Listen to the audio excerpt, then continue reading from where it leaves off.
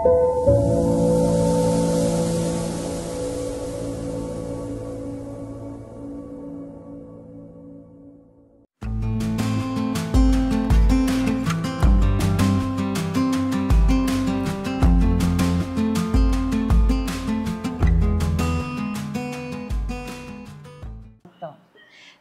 అంటే రాష్ట్రాల సరిహద్దులు అనేటటువంటివి మనం ఏర్పరచుకున్నవి, కానీ మొత్తం భారతదేశంలో కావచ్చు లేకపోతే వేరే దేశాలు, మనం భారతదేశం వరకు వచ్చి మాట్లాడుకున్నప్పుడు ఈ ఈ ప్రాంతాల్లో ఉండేటటువంటి వైవిధ్యతలు, అంటే ఒక్కొక్క ప్రాంతము, ఇప్పుడు గోండీలు ఒక రకమైనటువంటి ఆహార్యంతో ఉంటారు, కోయలు ఇంకొక రకమైన ఆహారం, అంటే ఈ వీళ్ళ ప్రాధాన్యత అంటే వస్తువుల రూపంలో కానీ సంగీత రూపంలో కానీ ఏమేమి మీరు గమనించారు? ముందు దుస్తులు, కట్టు బొట్టు, మహిళలది ఒకటి, పురుషులది ఒకటి. రెండవది నృత్యాలు, సర్క్యులర్ అంటే వర్తులాకార నృత్యాలే, గుండ్రంగా తిరగడమే. గుండ్రంగా తిరగడానికి కూడా ఒక అర్థం పర్థం ఉంది. ఒక మొగ్గ పువ్వు అవుతుంది, ఈ పువ్వులాగా దానిని గుండ్రంగా లేచి కూర్చోవడం, అది మన బతుకమ్మలో చూడొచ్చు. ఇట్లా అని ఇట్లా లేస్తారు, ఇట్లా అన్నప్పుడు క్లాప్ ఉంటుంది, లేచాక క్లాప్ ఉంటుంది. శబ్దం అంటే ఆ మొగ్గ పువ్వు అవుతున్న శబ్దం.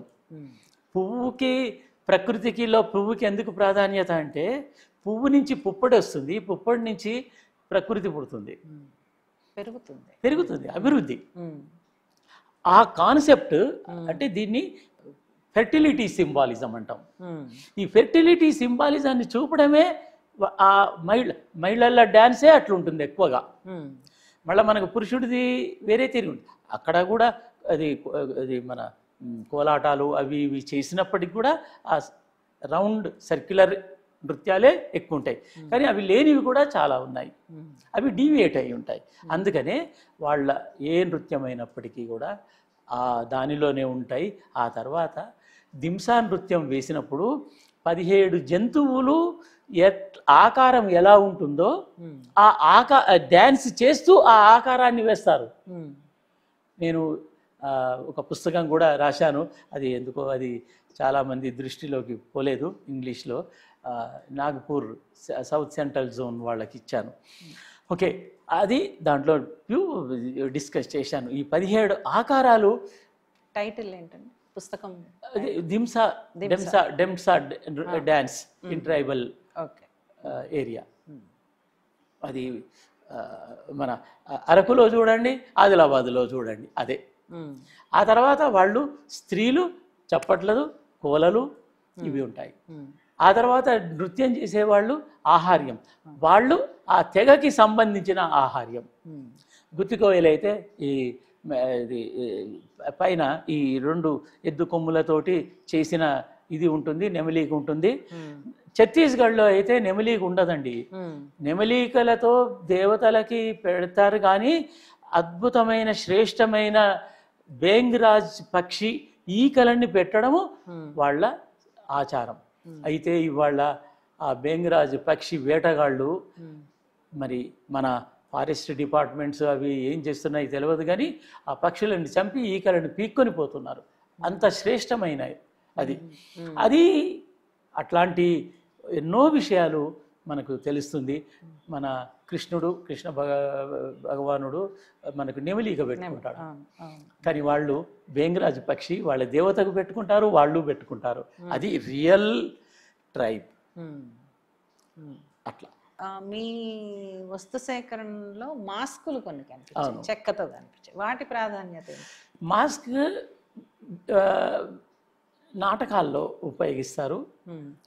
ఆ తర్వాత అంటే ఒక్కొక్క క్లాన్కి ఒక పురుషుడు ఉంటాడు, ఒక గోత్ర పురుషుడు, ఒక దైవం, ఆ తర్వాత ఒక హీరో.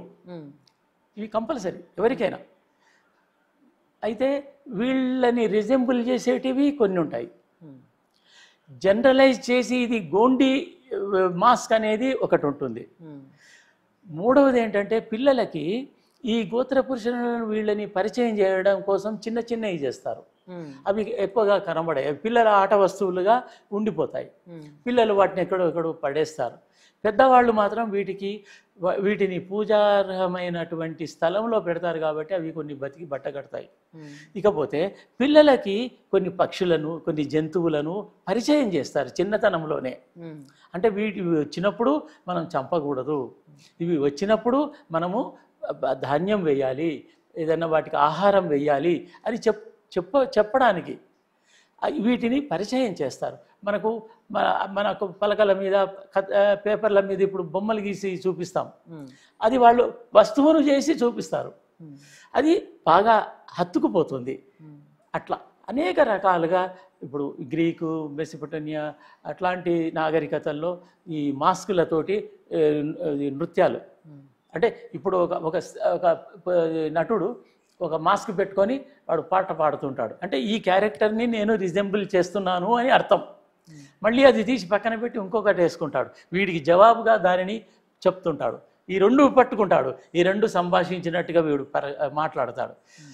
అట్లా అటు థియేటరికల్ గాను, ఇటు ప్రకృతిని పరిచయంగాను, ఆ తర్వాత పిల్లలకు విద్యగాను అనేక రకాలుగా వీటిని ఉపయోగిస్తారు.